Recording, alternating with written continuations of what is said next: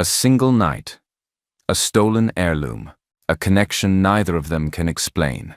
Years later, a powerful CEO searching for the truth crosses paths with a determined young mother fighting to protect her child. What starts as curiosity will unravel into secrets, betrayals, and a love story neither of them saw coming.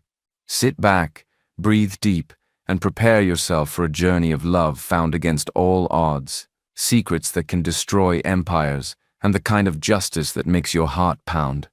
This isn't just a story, it's a fight for family, for truth, and for a happily ever after worth every battle. The hospital room was quiet except for the slow, uneven beeps of the heart monitor.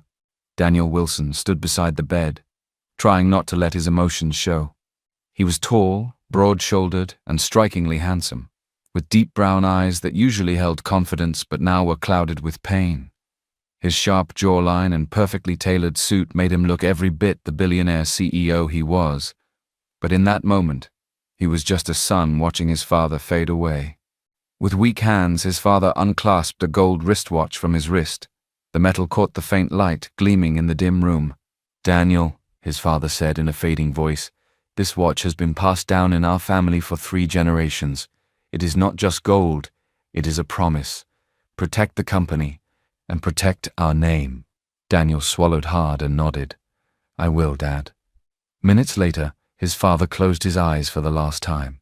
That evening, Daniel sat in his car outside the Grand Imperial Hotel, debating whether to go inside.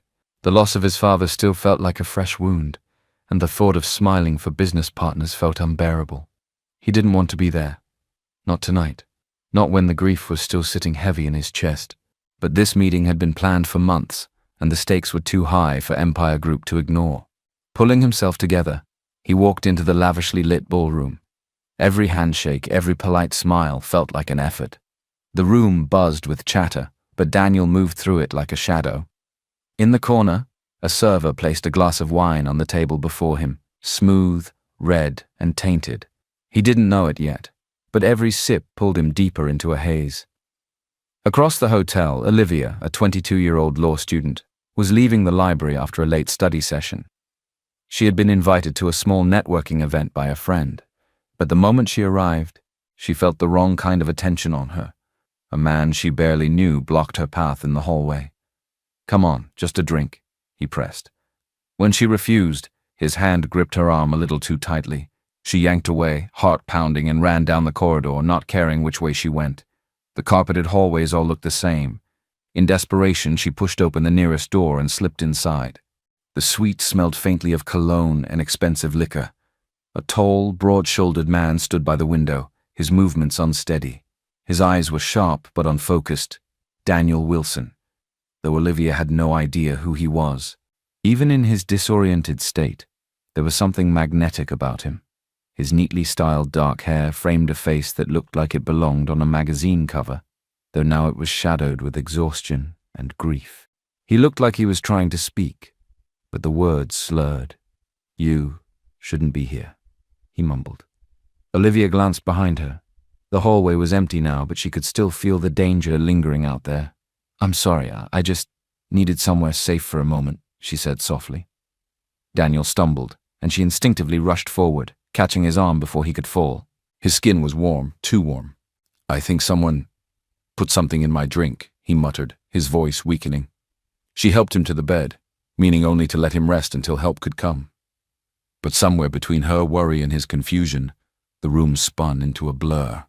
Neither of them remembered the rest clearly. There were broken flashes, shadows moving, the soft weight of someone's hand, the quiet hum of the city outside the window. Morning light spilled across the room. Olivia woke. Her head felt heavy, her body strange. She turned, and the bed beside her was empty. Only the gold wristwatch lay on the pillow, gleaming in the sun. She picked it up slowly. It was heavy in her palm, expensive, and carried a sense of importance she couldn't explain. She looked around the empty suite one last time. Whoever he was gone. Clutching the watch, she left the room, not knowing that this one night would change both their lives forever. Olivia couldn't shake the weight of that gold watch in her palm. As she walked home from the hotel that morning, her mind was cloudy, her heart unsettled. She didn't know who that man was or why he had left without a word. All she knew was that her life felt slightly shifted, though she couldn't explain why. Days passed. She went back to her studies, pushing that night to the back of her mind. But weeks later, when the morning sickness began, the memory forced its way back. At first, she thought it was just stress. Law school wasn't easy, and she'd been running herself ragged. But when she missed her second period, she bought a pregnancy test. The two pink lines stared back at her, and her breath caught in her throat. She didn't cry at first. She just sat there in her tiny apartment, holding the test, her mind spinning. She didn't even know his name. She could barely remember his face through the haze of that night. Only flashes of strong shoulders, a deep voice, and grief in his eyes. That evening, she decided to tell her stepsister Lillian. Lillian was older by 3 years, sharp-tongued and always carrying herself like life owed her something. Their parents had died when they were still teenagers, leaving them to rely on each other. Or at least, Olivia liked to think so. When Olivia broke the news, Lillian stared at her, lips pursed. "You don't even know who the father is?" Olivia shook her head, embarrassed. Lillian gave a tight smile. "Well, I suppose we only have each other now. But you know, our father always liked you more. Maybe that's why you think you can handle everything yourself." Olivia frowned at the strange jab, but brushed it off. "We're all we have, Lillian. I don't want us to fight." A few days later, Lillian came home looking pale and anxious. "It's Tony," she said, wringing her hands. "He's in trouble. He lost everything gambling. Now he's threatening to hurt me if I don't give him money." Olivia froze at the name. "Lillian, Tony has never been any good. He's always been bad news, and you know it." "I know," Lillian said quickly, eyes pleading. "But this is the last time. I swear I'll break up with him after this. I'll leave him for good." Olivia hesitated, then sighed and went to her drawer, pulling out a small envelope of her savings, barely enough to last her a month. She handed it over without a second thought. Lillian's eyes darted to Olivia's bag as she took the money. "Thank you," she murmured, though her voice held no real warmth. That night, while Olivia slept, Lillian quietly opened her sister's drawer again. Her eyes fell on the gold wristwatch, the one Olivia had kept hidden since the hotel. She picked it up, turning it over in her hand. The weight, the shine, it screamed expensive. "This will solve my problems," she whispered to herself. By morning, the watch was gone. Lillian had pawned it for cash without a shred of guilt. Months passed. Olivia's pregnancy wasn't easy. She attended classes until she couldn't anymore, hiding her growing belly under loose clothes. When the labor pains finally came, there was no family in the hospital waiting room. No Lillian. No one. She gave birth to a beautiful, healthy baby girl alone in the cold, sterile delivery room. The nurse placed the tiny bundle in her arms. Olivia looked down into her daughter's dark, searching eyes. "Hello, Elora," she whispered. "It's just you and me now." And just like that, days turned into months. Life as a single mother was nothing like Olivia had imagined. Her days blurred into endless routines, feeding Elora, working odd jobs, falling asleep with exhaustion, only to wake up and start again. Money was always tight. Rent was a constant shadow over her head. There were nights she skipped dinner so her baby could have enough formula. She bounced from waitressing to part-time clerical work, sometimes cleaning houses on weekends just to keep going. But no matter how tired she was, Olivia never let Elora feel unloved. Every night she would hold her close and whisper, "I promise, one day it will be better." Meanwhile, Lillian's life had taken its own turn. After pawning the gold watch, she had gone straight back to Tony. Despite all his lies and failures, she convinced herself he was all she had. For a while, things seemed stable between them until she found out she was pregnant. When she told Tony, he didn't even pretend to care. "That's your problem," he said before disappearing from her life completely. Lillian was left to raise her son Junior on her own. At first, she told herself she could manage, but as the years passed and bills piled up, she began to feel the walls closing in. She thought about going back to Olivia, but pride kept her away. While these two sisters lived their separate struggles, Daniel Wilson was still searching. 6 years had passed since that strange night at the hotel. 6 years since the woman with soft eyes and steady hands had saved him and vanished with his father's watch. The search had become personal. He had people tracking pawn shops, auction houses, anything that might lead him to that watch. And to her. One morning, his head of security stepped into his office. "Sir, we've spotted the watch. It was sold years ago, but recently bought back from a pawn shop." Daniel's eyes sharpened. "Find that woman. She saved my life that night. And she's also my future wife." It didn't take long for word to spread in the city. The handsome billionaire CEO of Empire Group was looking for a woman linked to a very valuable watch. Lillian overheard the gossip at a cafe where she had gone on a date with an older man, her ears instantly perking up. Handsome billionaire, Empire Group, missing watch. Her pulse quickened.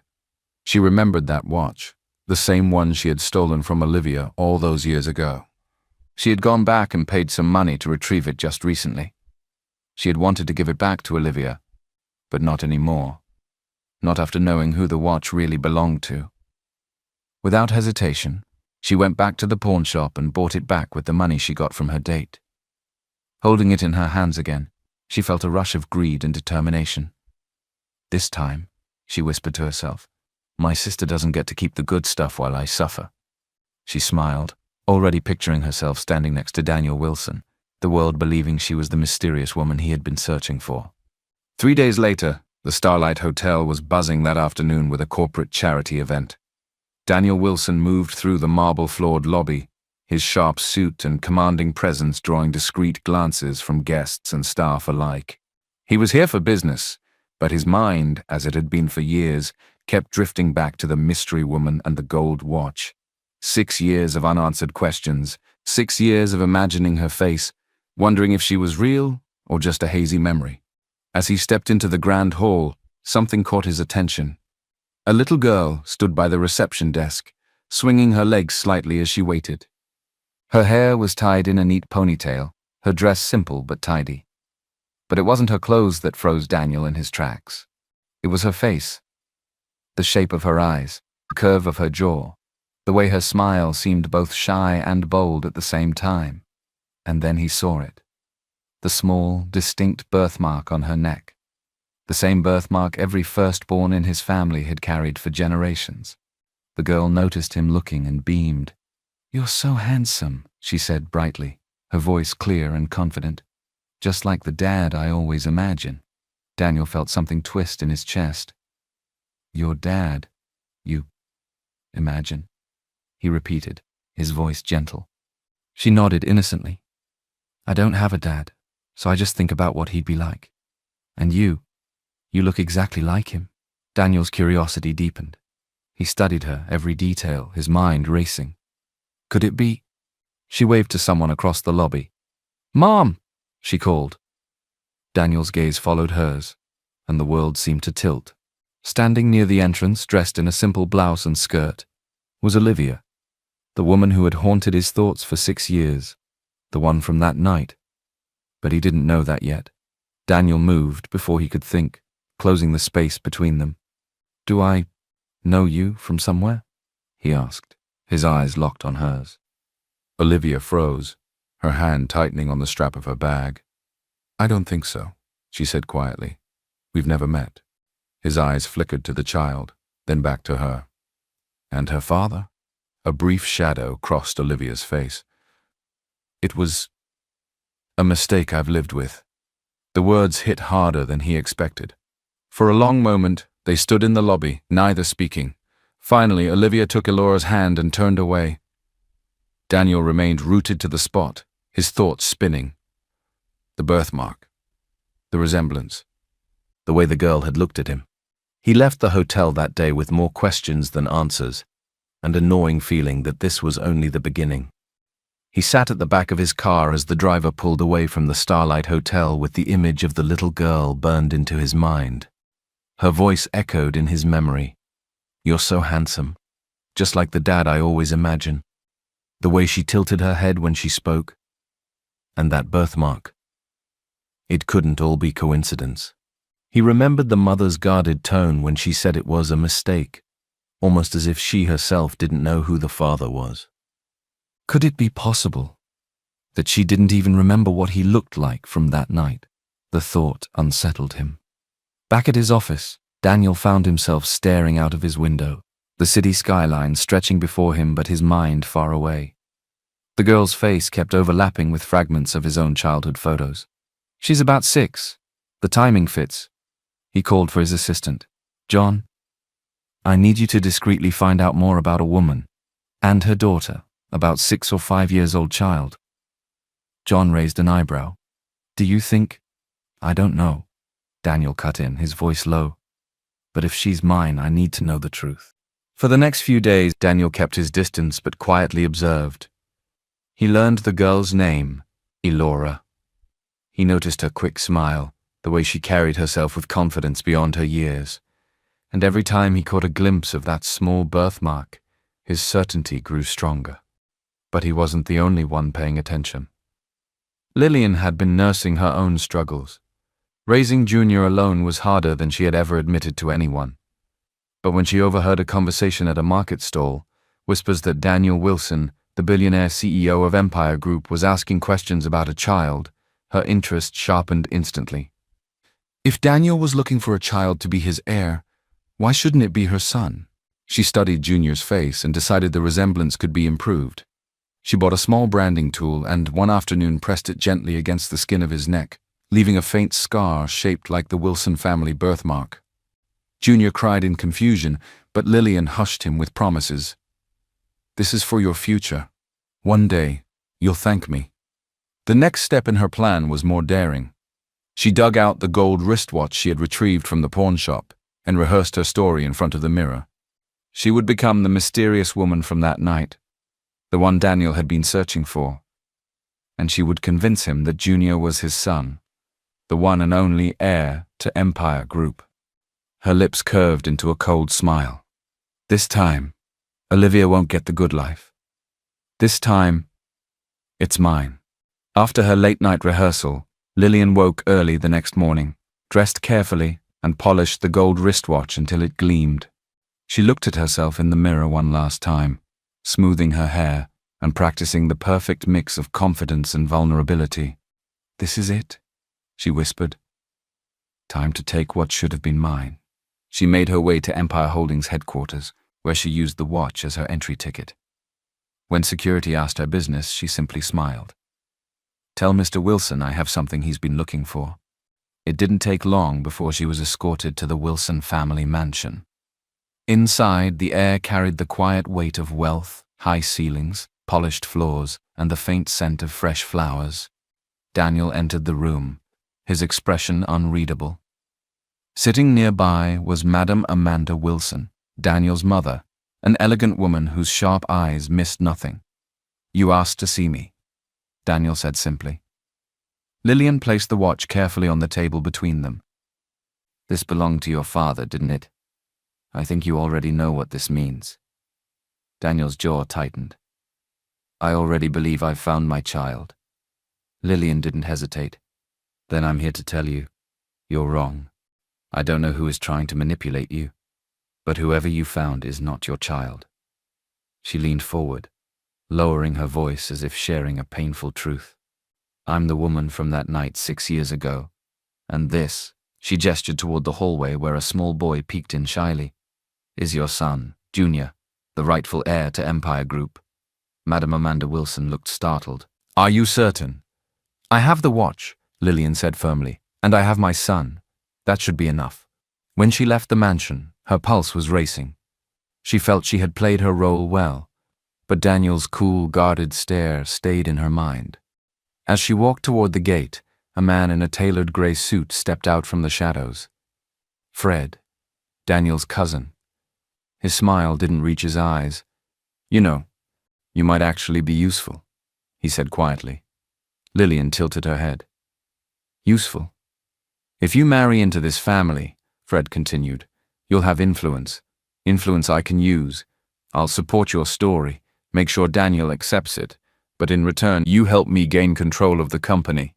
Lillian considered it for only a second before nodding. Deal. Meanwhile, Daniel wasn't convinced. Something about Lillian's story didn't sit right with him. He remembered the way the little girl at the Starlight Hotel had smiled at him, something he didn't feel with the little boy that had just left his mansion, and also how the mother had avoided his questions. But he said nothing. Instead, he stayed cautious, keeping Elora under quiet observation, determined to find out the truth no matter what Lillian claimed. While Daniel wrestled with questions, trying to figure out which child was truly his, and while Lillian quietly tightened the strings of her scheme, Olivia's own life was sliding into another storm. She had finally graduated from law school after years of balancing classes, motherhood, and part-time jobs. The diploma on her small apartment wall felt like proof she had survived it all. But the victory was bittersweet. Weeks had passed, and not a single law firm had called her back. Her savings, already thin, were shrinking fast. One evening, her landlord knocked on her door, his tone curt. "Miss, I've been patient, but you're 3 months behind on rent. You and your daughter need to make arrangements to leave by the end of the week."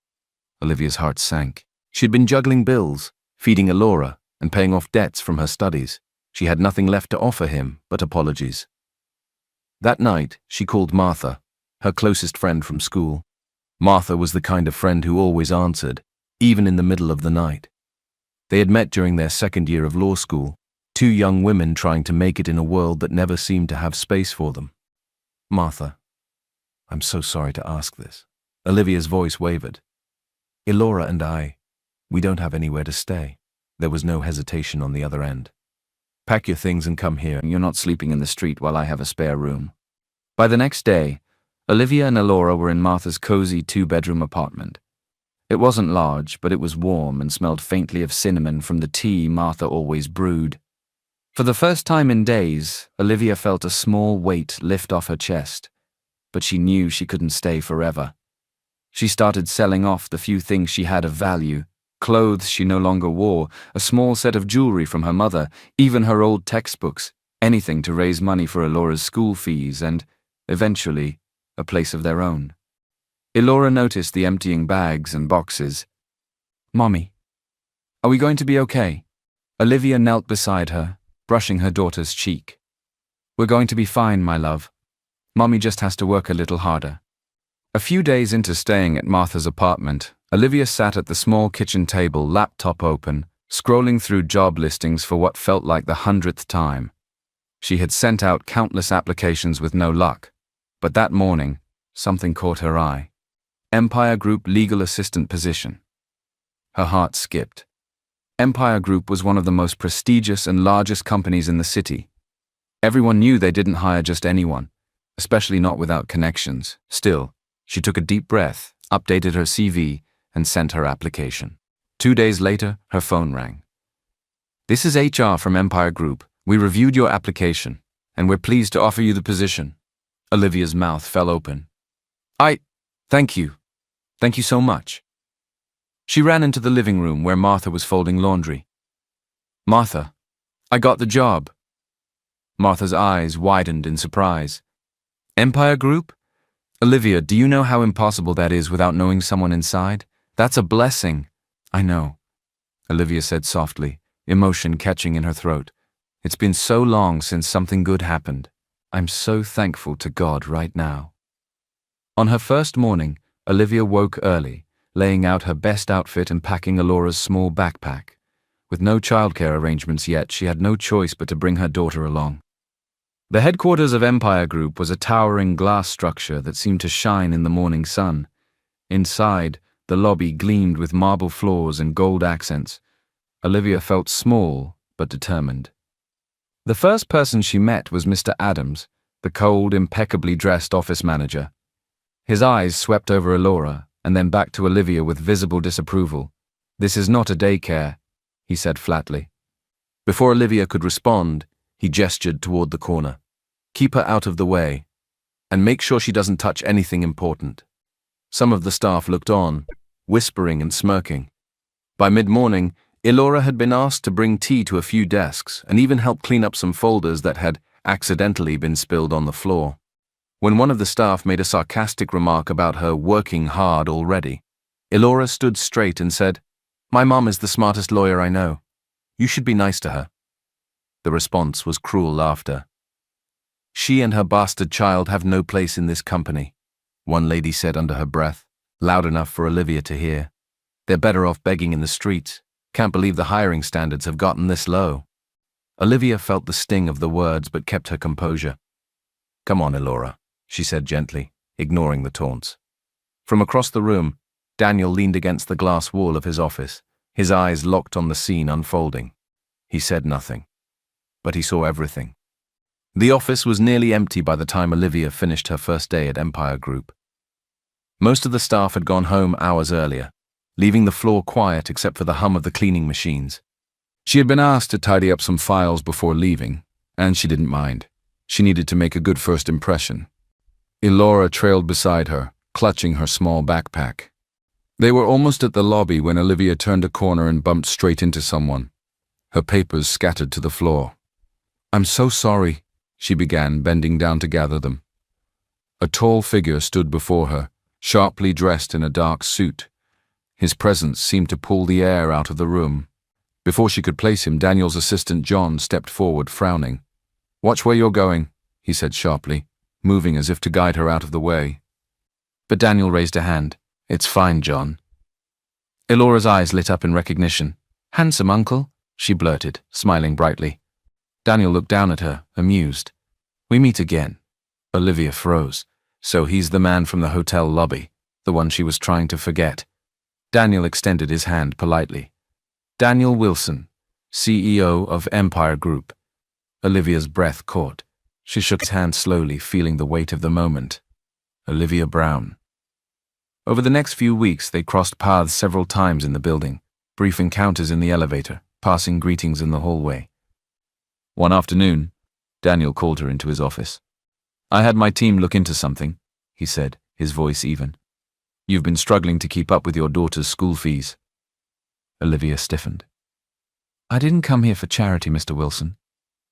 This isn't charity, he replied calmly. It's because I like her. He glanced at Elora, who was waiting by the door, happily humming to herself. She's smart, she's brave, and she deserves more than what the system is giving her. She should be in school by this time. Olivia hesitated, but eventually nodded. If it's really for her, I'll accept. Within a week, Elora was enrolled in one of the city's most prestigious schools, the kind where children arrived in chauffeur-driven cars. At first, Elora was excited, but it didn't take long for the whispers to start. Some of the wealthier kids mocked her modest clothes. Then, one afternoon, a boy from one of the richest families slipped a small bottle into her school bag. When the principal found it, his face hardened. This is unacceptable. She must be expelled immediately. Olivia arrived within the hour, her eyes blazing. You have no proof she put that in her bag. This is slander, and according to school policy, the principal cut her off with a mocking laugh. English law terms have no place here, madam. This is a school for the children of the rich. You're just a poor single mother. Know your place. The door opened and Daniel walked in. Interesting choice of words, he said, his tone cold. Mr. Wilson, the principal stammered. This school, Daniel said slowly, belongs to Empire Group. The child stays. He set a tablet on the desk and tapped the screen. The CCTV footage showed the wealthy boy slipping the bottle into Elora's bag. The principal's face turned pale. The bully is expelled, Daniel said flatly. And as for you, his gaze sharpened. I don't like adults who target children just because they don't fit into your idea of rich. You're fired. As they left the office, Elora looked up at Daniel. Thank you, handsome uncle. He gave her a small smile. You don't have to thank me. Just keep being yourself. As they stepped out of the school gates, Olivia's hands were still trembling. The scene in the principal's office had left her shaken, not just from the cruelty of the accusations, but from the fact that someone had finally stood up for her and Elora without asking for anything in return. She turned to Daniel. I don't know how to thank you. You didn't have to get involved like that. Daniel met her gaze steadily. I wanted to. No child should be treated that way. There was something in his voice, something warmer than simple courtesy. Olivia nodded, a small but genuine smile breaking through. Still, thank you. Over the next days, Daniel found himself thinking about them more than he intended. The little girl's quick wit, the way she reminded him of his younger self, and Olivia, steady, strong, holding her dignity no matter how much life seemed to push her down. The thought kept circling back. Could Elora be mine? One morning, Daniel called John into his office. I want you to quietly collect a strand of Elora's hair and run a DNA test. John nodded, but neither of them realized Fred was watching from the corner of the hallway. By the time the results came back, Fred had already swapped them for a fake report. The paper now claimed there was no match. Daniel stared at it for a long moment, the result gnawing at his instincts. Something still felt wrong. Days later, Lillian returned to the mansion with Junior, holding herself with false confidence. Daniel, I'm ready for you to see the truth, she announced. Let's do the DNA test. I'll prove Junior is your real son. Daniel agreed. But what Lillian didn't tell him was that she had secretly taken a strand of Elora's hair, not Junior's, and handed it in for testing. When the results came back positive, Daniel was left with a strange twist of emotions. On paper, Junior was his. And yet, he found himself drawn more to Elora's presence than to Junior's. The boy was distant, while Elora was open, curious, and warm. Something deep in his gut told him the truth wasn't as simple as the papers claimed. When Lillian later asked, "So, when will Junior and I move into the mansion?" Daniel didn't hesitate. "I'll take care of you both financially," he said evenly. "You won't lack anything. But I'm not interested in you in that way." Her smile faltered. "You mean you don't want us living here?" "I mean," Daniel said firmly, "I will support you, but I won't lie to you or to myself." Later, alone in her apartment, Lillian's hands shook as she poured herself a drink. She cursed Olivia's name under her breath. "This is her fault," she hissed.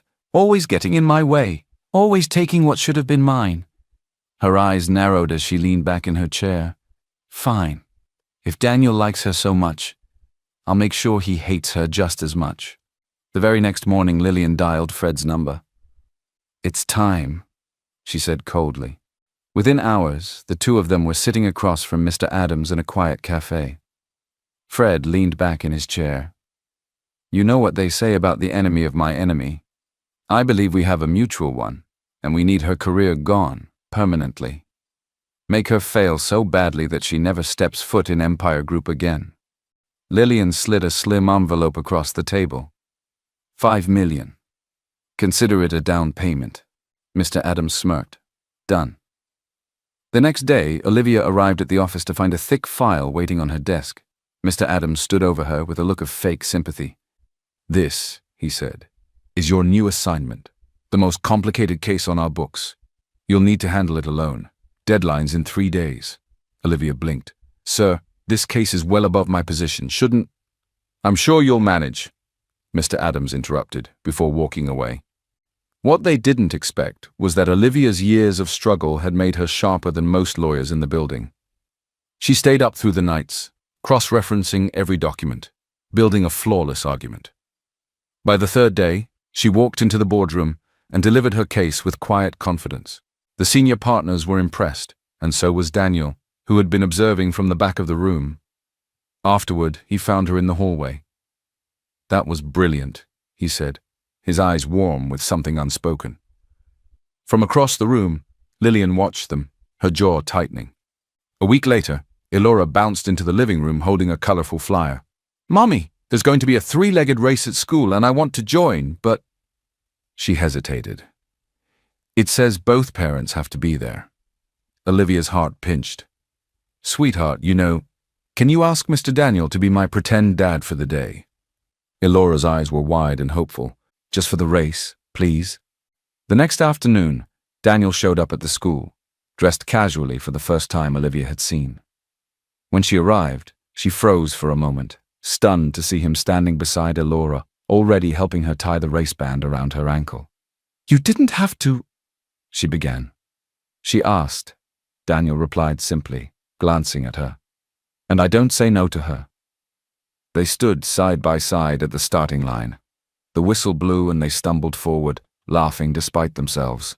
For a brief moment, Olivia felt something. Not just gratitude, but a warmth she hadn't felt in years. Don't be foolish, she told herself. He's a billionaire. You're a single mother.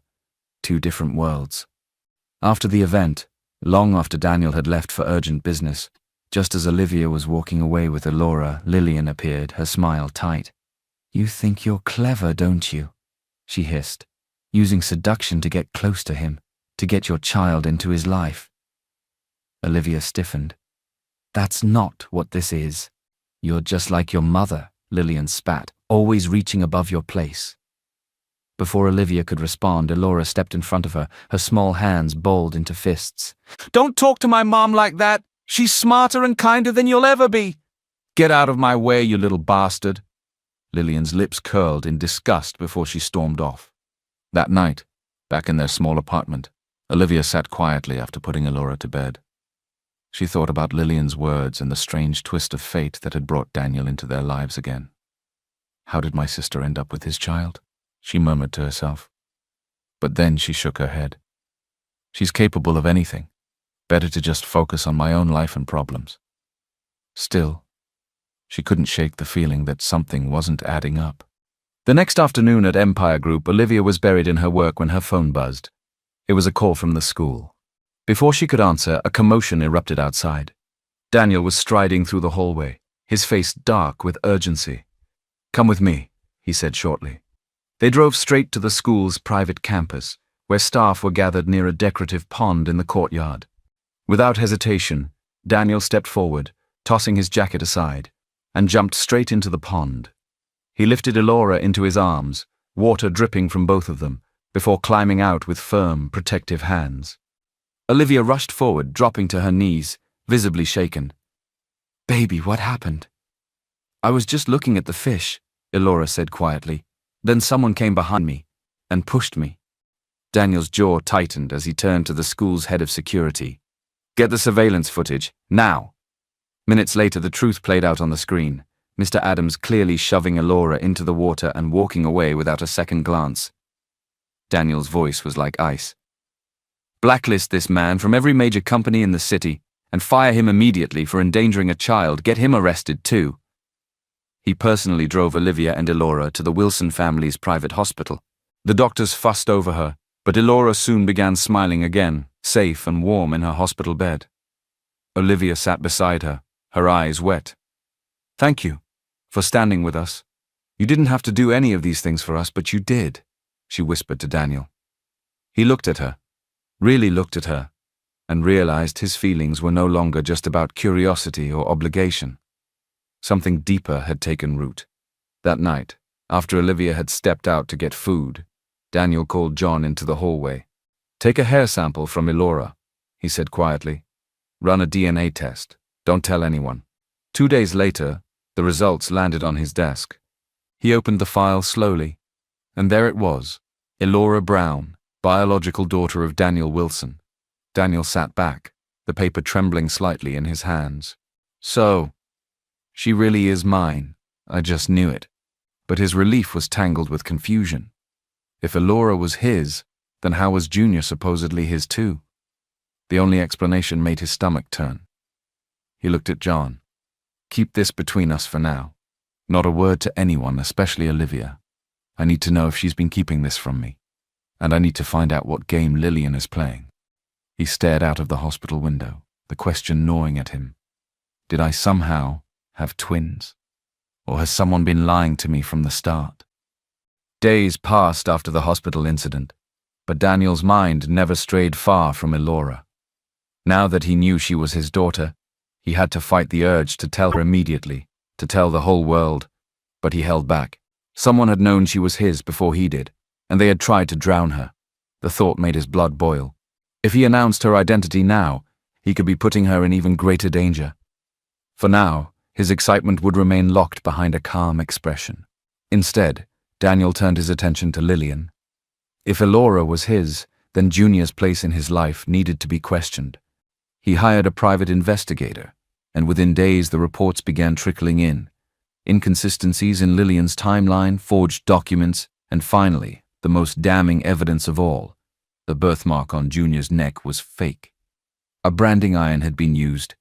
Daniel's jaw clenched as the last piece clicked into place. She's been lying from the start. The confrontation came swiftly. Daniel summoned Lillian to his office. She arrived smiling, but the moment she saw his expression, the color drained from her face. "You've been playing me," he said, voice low and dangerous. "Junior is not my son." "That's not," she started. "I've seen the reports. I know the truth. You used a fake birthmark to trick me." Her lips trembled.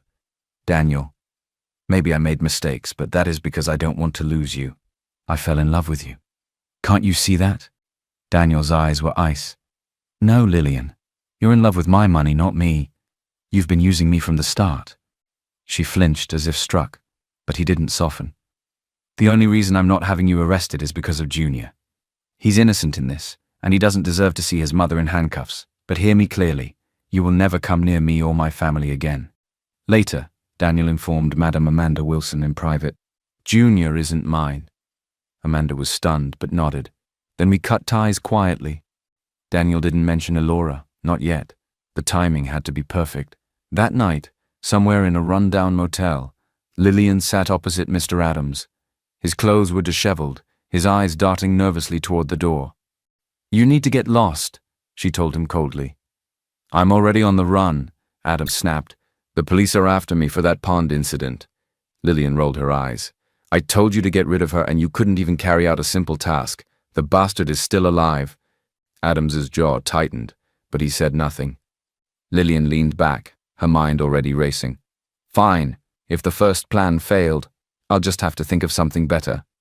Her lips curved into a dangerous smile. "And this time, no one will see it coming." While Olivia was living a quiet life with Elora, unaware of the storm gathering around her. Her days were simple, working at Empire Group, evenings spent helping Elora with her homework, weekends full of laughter in their small apartment.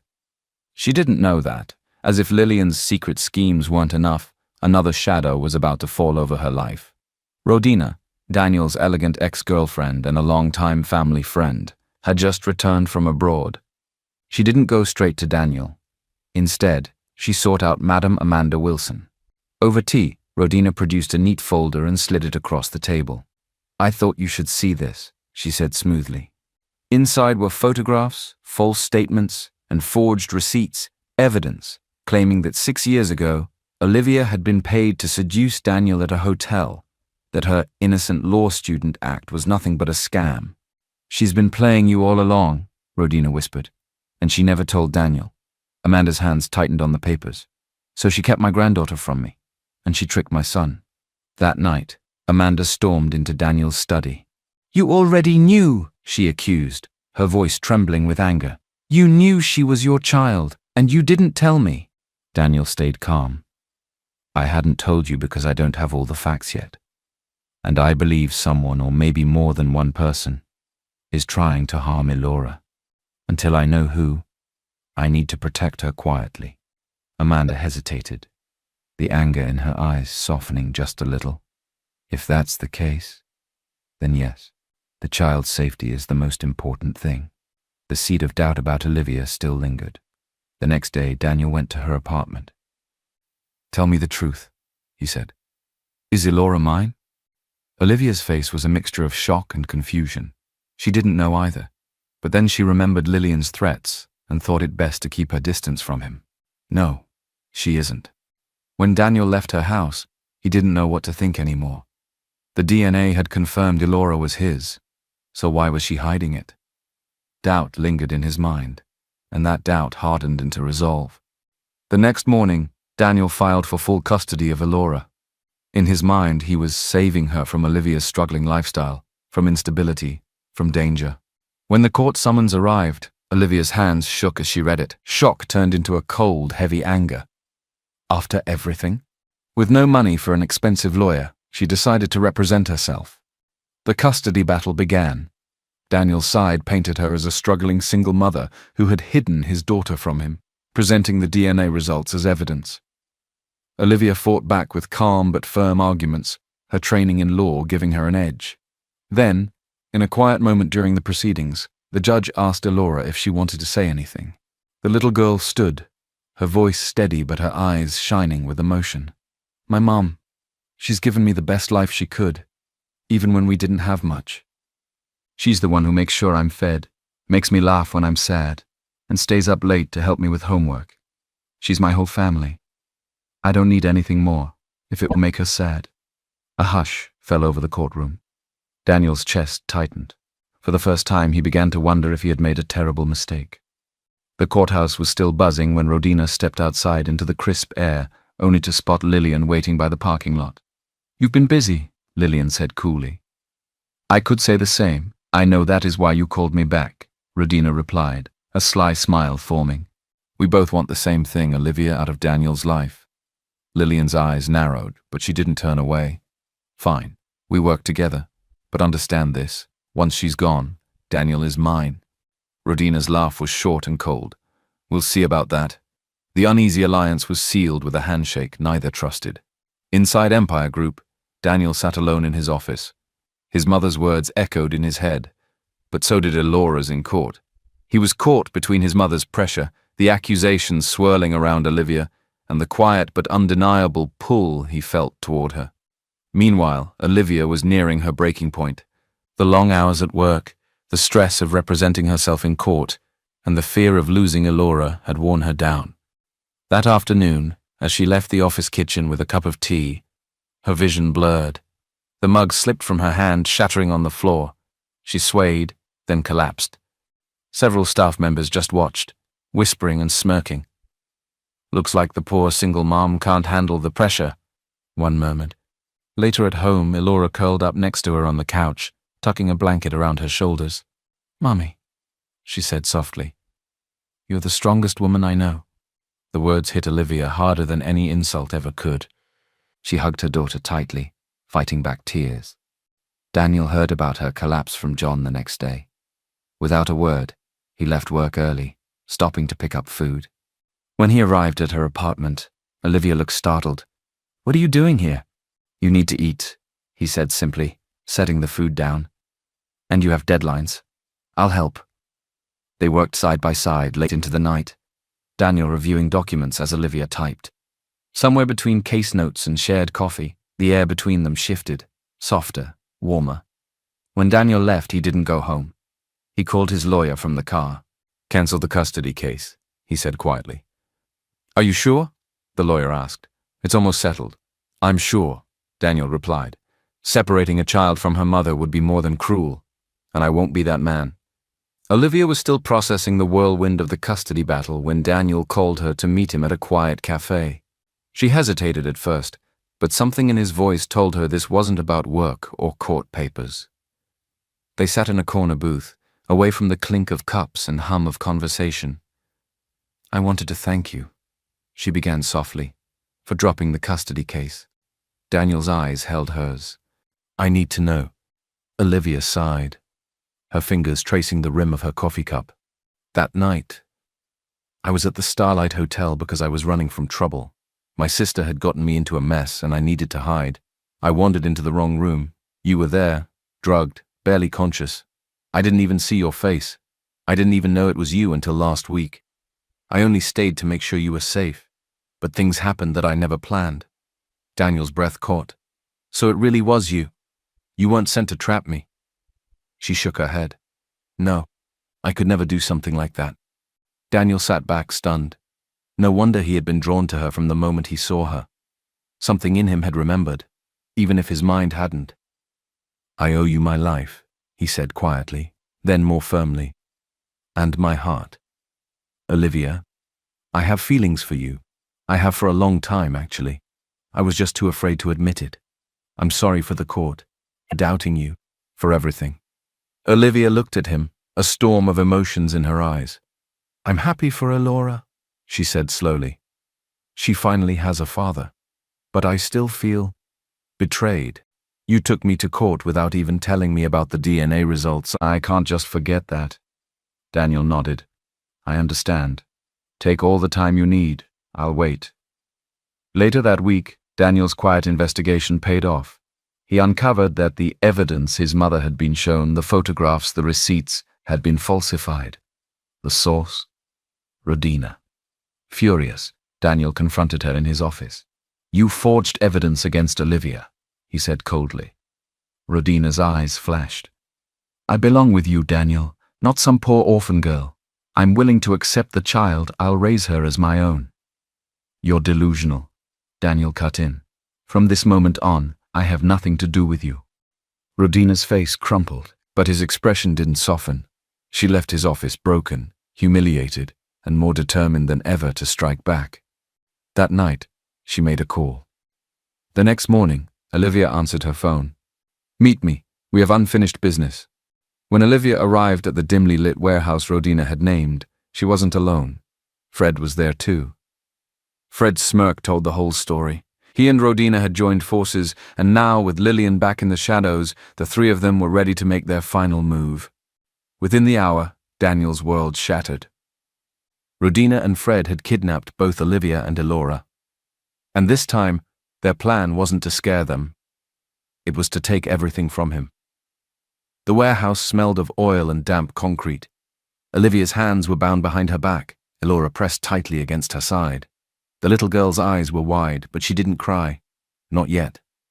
Across from them, Lillian paced, her voice dripping with venom. You ruined everything, she spat. 6 years ago I found that gold watch. I took it and used it to impersonate you, the woman from that night. I had it all planned, Olivia. Junior was going to be the sole heir, but you... Her eyes flicked to Elora. You and your bastard daughter destroyed it all. Rodina, leaning against a crate, smirked at the confession. Olivia turned to her sharply. And what about you? What's your problem with me? I don't even know you. Rodina's smile thinned into something cold. Daniel belongs to me. I won't let some low-class orphan take him away. You're nothing, Olivia. He'll get over you. Olivia's heart pounded, but she kept her voice calm for Elora's sake. Please, don't hurt my child. She's just a little girl. Both women laughed cruelly, their voices echoing in the empty space. You should have thought of that before stepping into my world, Rodina sneered. Just then, the sound of engines roared outside.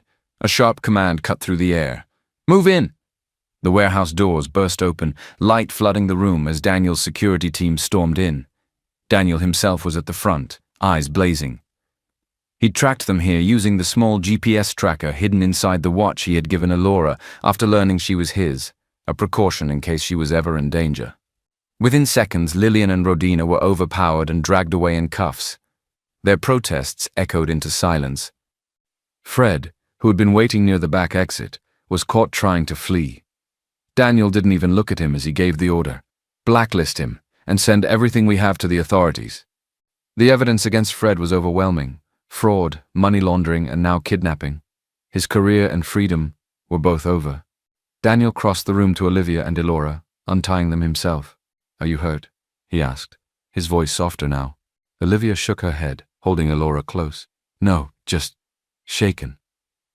Elora looked up at him, tears finally spilling over. Daddy, I was so scared. Daniel pulled them both into his arms. No one will ever hurt you again, I promise. And for the first time, Olivia believed him. With the threats gone and the shadows finally lifted, life for Olivia and Elora began to feel lighter.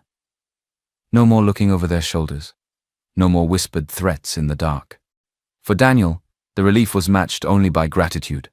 Gratitude that he hadn't lost them, and determination never to let them slip away again.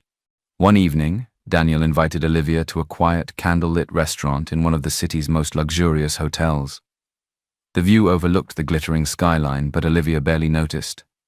Her attention was on the man across the table, dressed in a crisp suit, looking more nervous than she'd ever seen him. Halfway through dessert, he stood, came around to her side, and knelt down. Olivia, he began, his voice steady but full of emotion. I've made mistakes. Some of them hurt you deeply, and I can't take them back. But I can promise you this, if you'll let me. I'll spend the rest of my life making it up to you. To you and to Elora. Please, marry me. Olivia's breath caught. In her mind flashed images of the man who had fought for her daughter before he even knew she was his. The man who had stood by them in Elora's school, rescued them from danger, and offered them safety without conditions. A slow smile broke across her face. Yes, she said softly. Yes, Daniel. But then she added with a spark of determination in her eyes, even if I marry you, I will still work. I want Elora to grow up seeing strength, not just wealth. Even if you're rich, I must still have my own career. Daniel's smile widened. Then we'll build it together, partners in business and in life. That night, as they left the restaurant hand in hand, the city lights seemed to shine a little brighter, as if the whole world was celebrating their new beginning. Elora would grow up with not only love and stability, but an example of strength and unity. And Daniel knew that this time, he wasn't just building an empire. He was building a family. A few days later, Daniel was ready.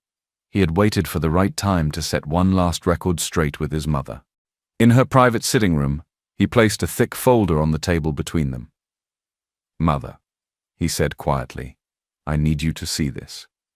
Madam Amanda Wilson opened the file. Inside were signed statements, digital records and photographs, undeniable proof that Rodina had forged documents and manipulated events to turn her against Olivia. Amanda's expression shifted from disbelief to deep regret. "I was wrong," she admitted at last, her voice heavy. "I let lies cloud my judgment." She looked up at her son. "I want to meet her properly, not as your opponent, but as family." The meeting took place at the Wilson mansion. Olivia arrived cautiously, unsure what to expect. Amanda greeted her at the door herself. "I owe you an apology," she began, "for everything, the mistrust, the coldness. You've raised Elora with love and strength, and I see now you've given her something more precious than wealth, character." She handed Olivia a velvet box containing keys to a luxurious mansion. "This is yours. I registered it in your name. You can do what you see fit with it," Amanda said. Then she took out a small, ornate case. Inside lay an antique diamond bracelet, its design intricate, its history centuries old. "This bracelet has been passed down to every daughter-in-law of the Wilson family, and now it's yours." Olivia is shocked, but grateful. "Thank you so much, Ma," she said finally. Elora, still a little cautious, greeted her grandmother with a polite, "Hello, madam." Amanda chuckled. "I'm your grandmother, dear, and you are every bit as sharp as your mother." Olivia smiled softly. "Thank you for accepting us." Amanda shook her head. "Thank you for giving me back my granddaughter." Days later, Daniel stood before a packed press conference hall. Cameras flashed, reporters jostled for position. With one hand holding Elora's and the other resting gently at Olivia's back, he faced the crowd. "This," he said clearly, "is my daughter. This is the woman who saved my life. And this is the future of Empire Group." Turning to Olivia with a proud smile, he added, "I present to you the First Lady of Empire Group." He looked down at Elora. "And our heir." The room erupted into thunderous applause, cameras capturing every moment. And for the first time, Olivia didn't feel like an outsider in Daniel's world. She felt like she belonged. The day of the wedding dawned golden and bright. The Wilson estate gardens were transformed into a breathtaking scene, ivory roses, golden drapes, and a path lined with candles. Guests filled the seats, murmuring in excitement. The soft hum of a string quartet floated through the air. And then, a collective gasp. Elora, radiant in a little white dress that matched her mother's, walked proudly down the aisle, holding Olivia's hand. Instead of being escorted by anyone else, Olivia had chosen her daughter. Her steps were steady, but her eyes brimmed with tears. She wasn't just walking into marriage. She was walking into peace after years of struggle, into a family she thought she might never have. Daniel stood at the altar, his gaze fixed on her like she was the only person in the world. When she reached him, he took her hands and whispered, "You're home now." The ceremony was intimate but filled with warmth. Vows were exchanged, promises spoken not just between man and woman, but between parents and child. By the time the officiant pronounced them husband and wife, there wasn't a dry eye in sight. Far away, in a stark courtroom, Rodina, Fred, and Lillian faced their sentences. Each of them received prison time for fraud, kidnapping, and attempted harm to a child. For the first time, they looked genuinely broken, regret finally replacing arrogance. Junior, now freed from the lies, was claimed by his real father, who had been searching for him for years after finally coming to his senses. The boy's shy smile was the only light in that dark ending. A few days after the wedding, Olivia and Daniel attended a parents-teacher gathering at Elora's school. The auditorium buzzed with chatter until the principal stepped up. "Today, we announce the winner of the Best Essay Award. Please welcome Elora Wilson." The little girl walked to the stage, holding her paper with both hands. She looked at the crowd, found her parents' eyes, and began to read in a clear, steady voice. Family is not just about who you are born to. Sometimes, it's the people who choose to stand by you, even when they don't have to. My mom raised me with love, even when life was hard. She taught me that being strong doesn't mean you never cry. It means you keep going, no matter what. My dad found us after many years. He didn't know we were waiting for him, but love has a way of finding you no matter the time or the distance. Family is unity. It's helping each other, forgiving each other, and protecting each other. I believe what is meant for you will always find you, and I am happy it found me. When she finished, the auditorium erupted in applause. Teachers smiled, parents whispered in admiration. Olivia wiped at her eyes, and Daniel squeezed her hand. As they walked to the stage together, the three of them side by side, it wasn't just about winning an award. It was about surviving every trial, overcoming every lie, and ending up stronger, closer, and more united than ever. In that moment, the future didn't feel like something they had to chase. It was already here, a family that had been torn apart before it even began, now whole again, ready to face whatever came next.